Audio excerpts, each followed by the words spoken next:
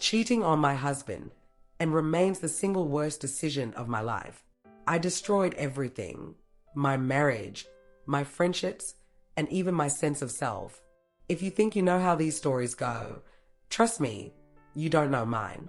As I sit here in this empty house, staring at the suitcase he left behind, I wonder how it all went so wrong. John and I were supposed to be forever, but forever is such a fragile thing.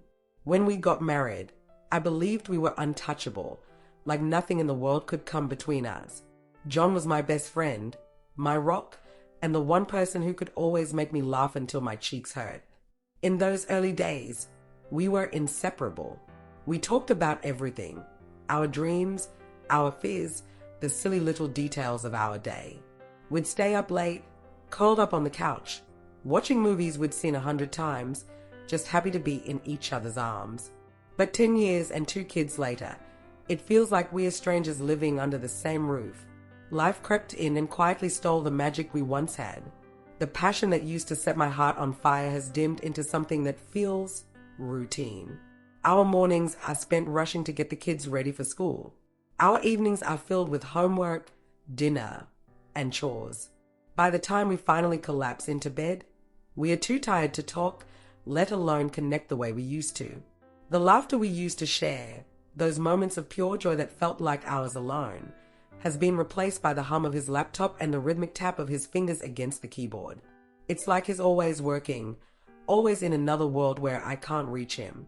Even when he's home, he feels far away. I try to tell myself this is what life is supposed to look like after 10 years of marriage, but deep down, I miss the man who used to look at me like I was his whole world. I don't know when I stopped feeling seen. Maybe it was when John started coming home late, too tired to ask about my day. Or maybe it was when I realized we hadn't held hands in months. I didn't say anything. I told myself this was just a phase, and that all marriages go through rough patches. But the truth is, I felt invisible in my own home. And the scariest part? I'm not sure either of us even realizes how far apart we've drifted. Or worse, maybe we do, and we are too afraid to admit it. That's when the gym became my escape. I decided it was time to shake things up. My reflection in the mirror often felt like a stranger: tired eyes, soft curves where there once were firm lines, and a body that carried the stories of childbirth and the weight of neglected self-care.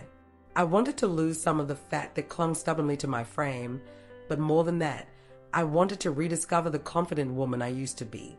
Maybe getting my old body back would reignite the spark I once shared with my husband. The gym became my escape. It wasn't just about the workout. It was about being away from the demands of motherhood and the silence of a marriage that felt more like a partnership of convenience. With the kids at school, my mornings stretched into quiet hours. The gym filled those gaps. Each day I went, I pushed myself harder, and slowly. It was during one of those sessions that I met Mason. Mason wasn't just the gym instructor. He was the kind of man you couldn't ignore. His presence commanded the room: broad shoulders, a smile that could disarm the most guarded soul, and an energy that seemed almost magnetic. He was bold, confident, and unapologetically attentive. "You're doing great," Mason said one morning, his voice warm and steady as I struggled to complete a set of squats. "You've got it." Something stirred in me, something I hadn't felt in years. His encouragement lingered long after the workout ended, replaying in my mind as I drove home. It was such a simple thing to say, but the way Mason said it made me feel special and worth noticing. At first, I brushed it off as harmless. I convinced myself I was just enjoying the attention. Who wouldn't? After years of feeling invisible, being noticed was intoxicating. I told myself Mason was just being nice, that he probably spoke to all his clients the same way. But instead of pulling away, I leaned in, telling myself I deserved this small, fleeting happiness. And that was where it all began. Mason and I started talking more. He'd stay after class to chat, asking about my life, my dreams, and my struggles. He made me laugh in a way I hadn't laughed in years. I didn't realize how far things had gone until he suggested we grab coffee one afternoon. I hesitated, but the thought of going home to another silent evening with John made me say yes. We sat in a corner booth, talking for hours. Mason had this way of making me feel like the only person in the room, like I mattered. When he walked me to my car, he touched my arm lightly and said, "You deserve to be happy, Lisa." For the first time in years, I believed it. Mason had gradually become my escape, my secret world where I wasn't just a wife or a failure. I was someone who mattered. We have been spending more time in the gym, and I look forward to being with him. The affair spiraled from there. We found reasons to meet outside the gym, stealing moments that felt both thrilling and shameful. I knew it couldn't last, but I told myself I deserved this, that John wouldn't even notice. One Friday, John suggested a date night. His words caught me off guard, almost as if he could sense how far apart we'd grown. It had been years since we'd done anything just for us. No kids, no work, no distractions. For a moment, I felt a flicker of hope. Maybe this was our chance to find each other again, to step back into the warmth of what we used to be. We decided to let the kids stay over at their friend's house, something they were thrilled about. I wanted everything to be perfect, so I threw myself into getting ready. I dusted off the little black dress that had once been John's favorite, the one he couldn't stop complimenting me on when we were younger. I took extra care with my makeup, adding a soft shimmer to my eyes and a bold red lipstick I hadn't worn in years. My hair, which had grown longer than I realized, was carefully styled into loose waves. As I stood in front of the mirror, I studied my reflection with a mix of nervousness and excitement. I wondered if John would notice the effort, if he'd remember the woman I used to be, the woman who adored him, who would have done anything to make him smile. I imagined us laughing over dinner, holding hands across the table like we used to, and maybe even stealing a kiss before dessert. For a moment, I allowed myself to believe that this night could be the beginning of something new, a fresh start. I spritzed on my favorite perfume, the one John had gifted me on our first anniversary, and waited for him in the living room, my heart racing like it hadn't in years. But as the minutes ticked by and the clock neared the time of our reservation, the excitement began to fade, replaced by a growing sense of dread. The phone rang, and as I picked it up, I already knew what was coming. "I'm sorry, Lisa," he said, his voice tired. "Something came up at work." I felt something snap inside me. I hung up the phone, grabbed my keys, and drove to Mason's apartment. That night, we made love like we were the only two people in the world. It wasn't just physical. It was as if he saw every part of me, the parts one had hidden even from myself. His kisses were tender yet urgent, his touch filling the void I had been carrying for years. For the first time in what felt like forever, I felt alive. Afterward, we lay tangled together in the soft glow of his bedside lamp. My head rested on his chest, rising and falling with each of his steady breaths. His fingers traced lazy circles on my back, and I closed my eyes, savoring the moment. For a fleeting instant, I felt safe, wanted. As I lay there in his arms, I told myself this was what I deserved: attention, affection, someone who actually cared. I wanted to believe it, needed to believe it, even though a voice deep inside whispered that this was wrong. I silenced it, choosing instead to cling to the fleeting comfort Mason offered, even if it came at the cost of everything else I once held dear. But when I got home the next morning, the guilt hit me like a wave. The moment John confronted me, I felt the ground beneath me shift. His expression was calm, but his eyes, those deep brown eyes I had fallen in love with so many years ago, were clouded with pain. I had seen John upset before, but this was different. "Who's Mason?" he asked, his tone steady, though the tension in his jaw betrayed his effort to keep calm. The name hit me like a thunderclap. My throat went dry, my hands trembled, and my chest tightened as if the air had been sucked out of the room. I opened my mouth to respond, but no words came. Finally, I stammered, "He's just a friend from the gym." The lie felt brittle, as if it could shatter into pieces the moment he spoke again. John didn't shout or accuse me right away.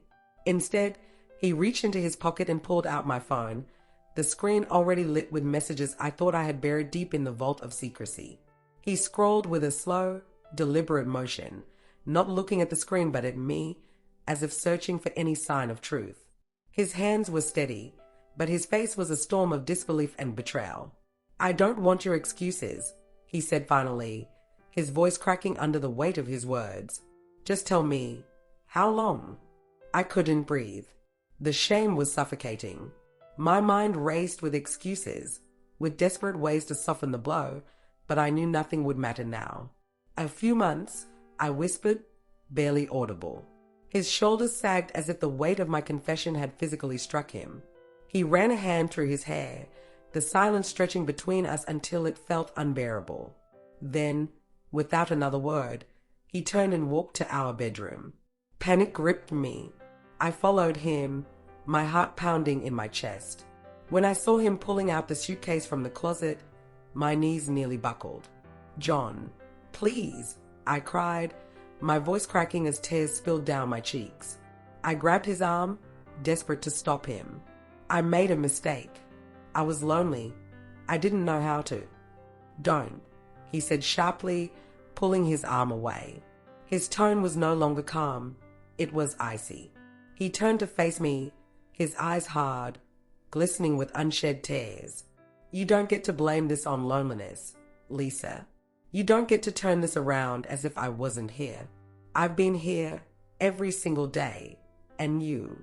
He stopped, his voice breaking, as if the words themselves were too painful to finish. I reached for him again, my sobs uncontrollable. "John, I'm sorry. Please, I'll do anything. Just don't leave. We can fix this." He shook his head slowly, his gaze fixed on the floor. "You could have talked to me. You could have fought for us. But you didn't. You made your choice, Lisa." With those words, he zipped up his suitcase and walked past me, leaving the bedroom, leaving the house, leaving me. The sound of the front door closing behind him was deafening and final, and I was left standing in the emptiness I had created. Now, I sit in the silence of our home, surrounded by memories of a life I destroyed. The walls are lined with photographs of happier times, our wedding day, vacations, birthdays. Every image is a reminder of what I had and threw away. I wish I could say the affair was worth it, but it wasn't. For all the excitement and attention Mason gave me, it evaporated the moment John found out. Mason didn't want to stick around for the fallout. I don't blame him. He didn't owe me anything. This mess, this disaster, I own every single piece of it. I've replayed that night in my head 1,000 times, as if by revisiting it I might find some clue about how I could have stopped myself. But the truth is, the cracks in my marriage didn't start with Mason. They started with me. For years, I let my insecurities grow like weeds in a garden. When John seemed distant, I assumed he didn't care. When he was quiet, I told myself he was bored with me. I didn't talk to him about how I felt or ask him what was wrong. Instead, I let resentment and frustration build inside me until I could hardly look at him without feeling bitter. Mason wasn't the cause. He was just the escape I chose when I didn't want to face the reality of my unhappiness.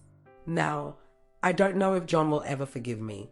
Some days, I wonder if I even deserve his forgiveness.